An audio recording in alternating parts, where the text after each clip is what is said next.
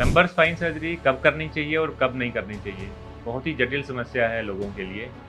So basically हमें MRI की findings, patient की फाइंडिंग्स मैच करनी होती हैं। अगर सब कुछ मैच कर रहा है तो डायग्नोसिस कंफर्म है, और जिस जगह से पेन आ रहा है वो लोकलाइज करना बहुत ज़रूरी है, और फिर उस जगह की सर्जरी करनी है। जहाँ सर्जरी की ज़रूरत है वहाँ सर्जरी ही होगी तो ही बेटर होगा, और जहाँ दवाई से काम चल सकता है एंड वी आर अनसर्टेन तो दवाई प्रेफरेबल रहती है। लंबर स्पाइन सर्जरी में कहाँ-कहाँ, कैसे-कैसे प्रॉब्लम आ जाती है। सो मैं आपको एक यहाँ फोकस करिए प्लीज़। ये किसी पेशेंट का एमआरआई है। ये हमारा लंबर स्पाइन है। फिर यहाँ साइड से देखेंगे तो वर्टिब्रास 1, 2, 3, 4, 5 और ये सैक्रम। 4 और 5 के बीच में, 5 और S1 के बीच में ये जो डिस्क है, ये कोरेस्पॉन्डिंग डिस्क ये है। Can you see little, they are little bit blackish. So जो लिटिल बिट ब्लैकिश है, इसका मतलब अगर इसमें से पानी का डेसिकेशन, सूख जाना, सो पानी का डेसिकेशन हो जाता है, the word use is degeneration. So दोनों डिस्क जैसे इस पेशेंट के डीजनरेटेड हैं। डीजनरेटेड का मतलब एजिंग प्रोसेस में आ चुके हैं एंड उसमें पानी का कंटेंट कम हो गया है। They are more vulnerable for pressure.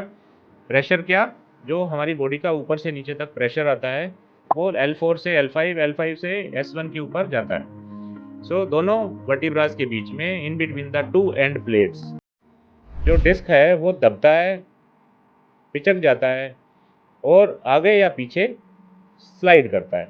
सो जैसे इस पिक्चर में ये जो डिस्क है, ये पार्ट पीछे की तरफ इतना स्लाइड किया है इसने, और ये डिस्क पीछे जाने वाली स्पाइनल कैनाल को, जहाँ से ये फ्लूइड दिख रहा है, उसको पार्शियल कंप्रेस कर रही है।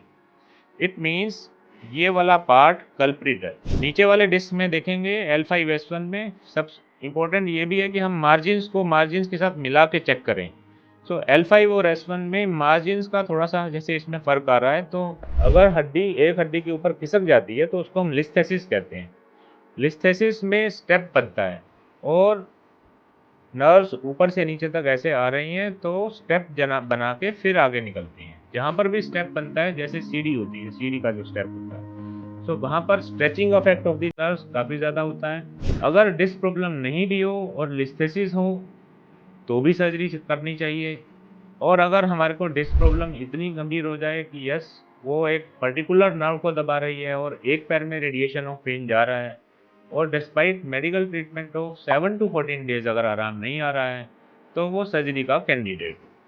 हमें टाइम पे सर्जरी करा के बेटर रिजल्ट्स लेना चाहिए, बजाय कि हम जब व्हीलचेयर पे आ जाएं और नर्व डैमेज हो रही हों तो हम सोचें कि अब तो कोई रास्ता नहीं, अब तो हमें सर्जरी करानी पड़ेगी। Then it becomes little late. So decide in a quick manner कि एक बार आपने ट्रीटमेंट का फुल डोज लिया है, जिसमें गाबापिन भी है, जिसमें मसल रिलैक्सेंट भी है, जिसमें मल्टीविटामिन भी है, जिसमें कैल्शियम भी है, जिसमें फिजियोथेरेपी भी है। अगर हमने ये सब अप्लाई कर लिया है, हमने 14 डेज तक देख लिया है या 1 मंथ तक भी देख लिया है, अगर कोई रेड फ्लैग्स नहीं भी हैं बट हमारी पेन परसिस्टिंग है, तो हम सर्जरी के कैंडिडेट। अपने न्यूरो सर्जन्स को या ऑर्थोपेडिक स्पाइन सर्जन्स को, किसी को भी दिखाएं, बट अगर ज़रूरत है तो सर्जरी कराएं। सिर्फ दवाई के ऊपर डिपेंडेंट ना रहें। Thank you.